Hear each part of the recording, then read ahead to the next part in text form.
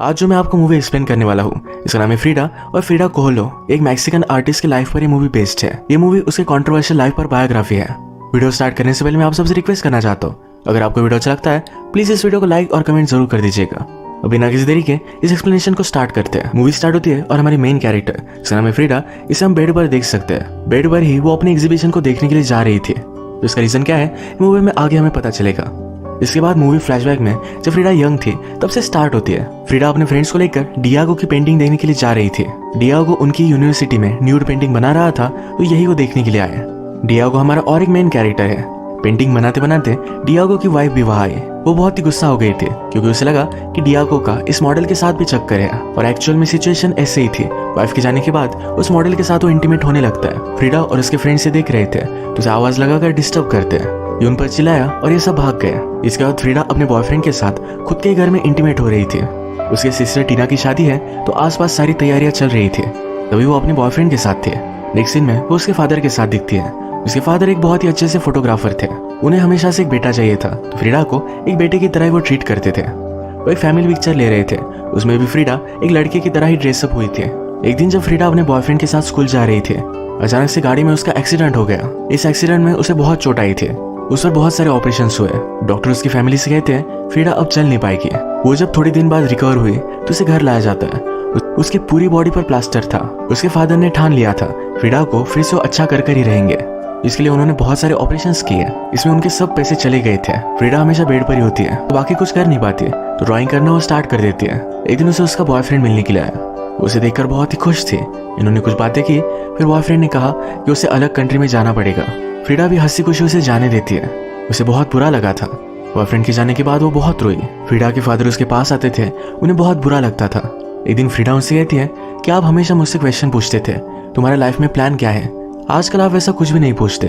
Father ने पूछा तो कहती है मुझे मेरे पैरों पर खड़ा होना है, फिर से नॉर्मल बनना है। आज फादर ने कैनवास और उसका स्टैंड फ्रीडा के लिए बनवा दिया था, यानी कि वो अपने बेड में अच्छी सी पेंटिंग कर सके। फ्रीडा प्रैक्टिस करती गई और टाइम गुजरता गया। उसकी हेल्थ स्लोली इंप्रूव हुई और एक दिन अपने पैरों पर वो खड़ी हो जाती है। उसकी फैमिली ये देखकर बहुत खुश थी। थोड़े दिनों में उसे केन से चलना आने लग गया। वो फिर डायरेक्टली डियागो के पास पहुंचती है तो वही पेंटर है जिसे हमने उसकी वाइफ पर चीट करते हुए उसे देखा था। उसे नीचे बुलाकर पूछती है मेरी पेंटिंग देखो, मुझे बताओ क्या मैं इसे अर्न कर सकती हो? क्या मैं एक अच्छी पेंटर हूँ? डियागो कहता है जो रियल पेंटर होता है वो पेंटिंग को छोड़कर और कुछ कर नहीं पाता। अगर तुम्हें एक्चुअल में पेंटिंग अच्छी लगती है तो तुम आर्टिस्ट बन जाओगे। फ्रीडा कहती है मुझे इन सब बातों में इंटरेस्ट नहीं है। वो इन पेंटिंग को सेल कर अपनी फैमिली को सपोर्ट करना चाहती है। डियागो ने उसे उसकी पेंटिंग रखने के लिए कही।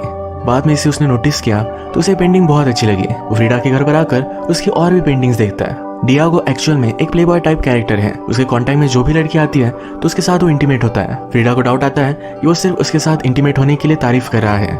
इसके बारे में उससे पूछती है तो कहता है कि ऐसा कुछ भी नहीं है, ये पेंटिंग्स उसे सचमुच में अच्छी लगी है।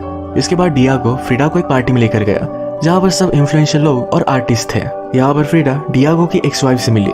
डियागो कुछ और लड़कियों के साथ था तो फ्रीडा और डियागो की एक्स वाइफ ये दोनों बातें करते हैं। फ्रीडा वंडर कर रही थी कि डियागो इतनी सारी लड़कियों को अट्रैक्ट कैसे करता है, वो दिखने में भी इतना खास नहीं है। डियागो की एक्स वाइफ कहती है कि वो हर लड़की में ब्यूटी ढूंढता है, उन्हें ब्यूटीफुल नजरों से देखता है। इसी वजह से हर लड़की उसकी पागल हो जाती है। ये मूवी का जो हमारा टाइम पीरियड है 1907 से लेकर 1954 तक का है। तब इटली में जो भी रिवॉल्यूशन चल रही थी, इसे लेकर डियागो और उसका पार्टी में का एक फ्रेंड इनमें डिबेट होती है। ये दोनों फिर एक ड्रिंकिंग गेम खेलने लग जाते हैं। गेम चलते चलते फ्रीडा ने बॉटल उठाई और पूरी वो कटक गई। इसके बाद म्यूजिक चलता है और वहाँ के होस्ट के साथ वो डांस करती है। At the end of it उसने उसे किस भी कर लिया था। कुछ दिनों में फ्रीडा और डियागो ये अच्छे फ्रेंड्स बन गए थे। एक दिन एक साथ थे तो डियागो उसे अपने स्टूडियो में बुलाता है। फ्रीडा कहती कि मैं तुम्हारे साथ इंटीमेट नहीं होना चाहती, मुझे हमारी रिलेशनशिप सिर्फ प्रोफेशनल रखनी है, उसे इसे ज्यादा बढ़ाना नहीं है। डियागो ने भी उसे प्रॉमिस किया, कहा कि हम दोनों सिर्फ फ्रेंड्स रहेंगे।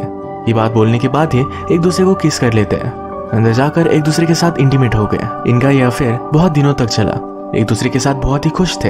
एक दिन डियागो ने फ्रीडा से शादी के लिए पूछ लिया। फ्रीडा उस पर बिलीव नहीं करती, कहती है तुम्हारे ऑलरेडी 2 शादियां हो चुकी हैं, तुम मुझसे भी फेथफुल नहीं रह सकते। डियागो भी ये बात मान लेता है। शादी होने के बाद भी वो कंटिन्यूअसली चीट करता रहेगा। डियागो ने उससे पूछा क्या तुम्हारे लिए ये बात इतनी ज्यादा इंपॉर्टेंट है? फ्रीडा कहती कि नहीं, सिर्फ मुझसे लॉयल रहना। उसने उसे हाँ कह दिया। इन दोनों की शादी हो जाती है। फ्रीडा की मदर इस बात से नाराज थी। उसे डियागो उसके लिए अच्छा नहीं लगता। जैसे कि हमें पता है फ्रीडा का इलाज करने के लिए उसके फादर को बहुत सारे फाइनेंशियल प्रॉब्लम्स आए थे। इनके लोन्स वगैरह पे करने में भी डियागो उन्हें हेल्प करता है। मैरिज की पार्टी में डियागो की फ्रेंड ने टोस्ट किया। वो कहती है कि शादी पागल लोगों के लिए होती है, इन्हें पता ही नहीं एक दूसरे से कितना झगड़ने वाले हैं, एक दूसरे की लाइफ में बर्बाद कर देंगे। इन सब चीजों के बाद भी सब चीजें इग्नोर कर एक कपल अगर साथ रहे तो इसे सही मैरिज कहा जाता है। वो डियागो और फ्रीडा को करेज दिखाने के लिए कॉन्ग्रेचुलेशंस करती है। डियागो की एक्स वाइफ बहुत ही ज्यादा ड्रंक हो गई। वो गुस्से में उससे कहती है तुमने इससे शादी की। फ्रीडा के एक्सीडेंट की वजह से वो सही से चल नहीं पाती, उसका बॉडी शेप भी थोड़ा सा अलग हो चुका है। डियागो की एक्स वाइफ बहुत ज्यादा गुस्सा कर वहां से चली गई। ये सब चीज डियागो सिर्फ देख रहा था, तो इस पर फ्रीडा को बहुत ज्यादा गुस्सा आ गया। उसे मनाने के लिए आता है। फ्रीडा कहती है मेरी मदर कहती है कि तुम एक हाथी की तरह हो, पर एलिफेंट भी अपनी वाइफ को प्रोटेक्ट करते हैं, तुम तो वो भी नहीं करते। फ्रीडा ब्यूटीफुल और डियागो इतना ज्यादा फैट है, तो ये जोड़ी सही नहीं लगती। फ्रीडा ने कहा लोग क्या कहेंगे।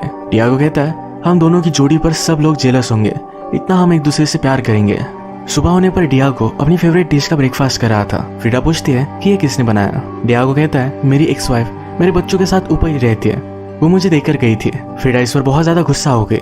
ऊपर जाकर उसे कहती है तुम्हें क्या लगता है हमारा मैरिज टिक नहीं पाएगा, मैं इसे सक्सेसफुल कर दिखाऊंगी, कभी भी मेरे घर कुछ भी बना कर मत भेजना। एक्स वाइफ कहती है कि अगर तुम्हें टिकना है तुम्हें उसकी फेवरेट डिश आनी चाहिए। इसके बाद ये दोनों फ्रेंड्स हो गए। एक्स वाइफ फ्रीडा को जो डियागो को डिशेस पसंद है ये बनाना सिखाती है। एक्स वाइफ ने कहा कि डियागो सिर्फ अपने आप से प्यार करता है, कभी भी वो किसी का भी अच्छा हस्बैंड हो नहीं सकता। फ्रीडा कहती है कि मैं देख लूंगी। दिन फ्रीडा डियागो के स्टूडियो में आई तो एक न्यूड मॉडल को ड्रॉ कर रहा था। फ्रीडा को इस बात से ज्यादा कुछ भी प्रॉब्लम नहीं होती है। इन दोनों का आज बाहर जाने का प्लान था। डियागो घर पर जरा लेट पहुंचा, वो कुछ बहाना बना रहा था। तो फ्रीडा ने जब उसे स्मेल किया तो उसे पता चल गया डियागो उस मॉडल के साथ इंटीमेट हुआ था। वो इस पर बहुत ज्यादा गुस्सा हो गए और उसे चेंज नहीं कर सकते। वो उसे कहती है कि हमें पार्टी में जाना है, जल्दी से नहा कर आओ। इस पार्टी में बहुत ज्यादा ड्रंक हो गई थी। एक आदमी डियागो के साथ लड़ने लग गया था तो फ्रीडा खुद उसे बहुत मारती है। डियागो एक कम्युनिस्ट पार्टी के लिए काम करता था, पर जो अमीर लोग हैं उनके लिए वो पेंटिंग बनाता है। आज डियागो को ऑफर मिला है अमेरिका में उसका पेंटिंग का एग्जीबिशन होगा, वहां पर उसे बहुत सारा काम मिल सकता है। इसी वजह से उसने अपनी पार्टी क्विट कर दी। ये सब बात वो फ्रीडा को बताता है। फ्रीडा को बुरा लगा, डियागो अब उससे दूर जाएगा, पर डियागो कहता है तुम्हें भी मेरे साथ आना है। ये बात सुनकर फ्रीडा बहुत ही खुश थे। डियागो को अमेरिका में बहुत सारा फेम मिला। फ्रीडा कहती है कि जिस आदमी का एम्बिशन होता है उसे अमेरिका में रिस्पेक्ट दिया जाता है। डियागो यहाँ पर बहुत ही खुश था, फेमस था और बहुत सारी लड़कियों के साथ इंटीमेट होता था। फ्रीडा एक बाइसेक्सुअल थी, लड़कियों के साथ भी इंटीमेट होती थी। अब डियागो उस पर चीट करता ही है तो वो भी लड़कियों के साथ सोती है। वो एक लड़की के साथ इंटीमेट हुई जो ऑलरेडी डियागो के साथ इंटीमेट हुई थी। ये दोनों बात करते हैं तो लड़की फ्रीडा से पूछती है तुम डियागो का इस तरह से बिहेवियर किस तरह से एक्सेप्ट करती हो। फ्रीडा कहती है कि वो जो है वो है, जब मैंने शादी की थी तो मुझे सब कुछ पता था, अब मैं उसे चेंज नहीं कर सकती। डियागो के साथ फ्रीडा भी पेंटिंग करती रहती थी। एक दिन जब ये दोनों एक साथ थे फ्रीडा ने डियागो से कहा कि वो प्रेग्नेंट है। डियागो वरीड था।